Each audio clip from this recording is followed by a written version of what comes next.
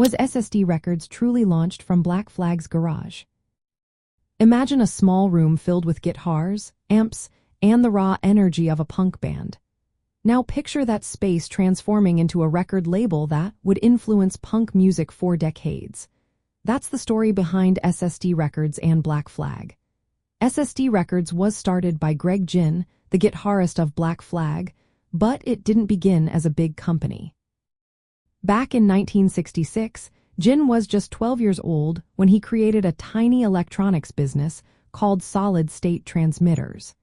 It sold small electronic parts and was very modest. By 1978, Ginn decided to turn that small business into a record label to release his Black Flag's music. The label's roots are closely linked to the band's early days in Southern California punk. The story often says SST Records was launched from Black Flag's garage, and that's pretty close to the truth. The label started as a small DIY operation, working out of simple spaces like storefronts or small offices near Long Beach and Lawndale, where the band was active. Black Flag's early years were all about doing things on their own, without big record companies. They recorded and distributed their music from their own spaces, often from band members' homes or garages. SST Records grew from these humble beginnings. It was a way for Ginn to release his Black Flag's music and stay true to the punk ethos of independence. Over time, SST expanded beyond just Black Flag. It became one of the most influential independent punk labels in the 1980s.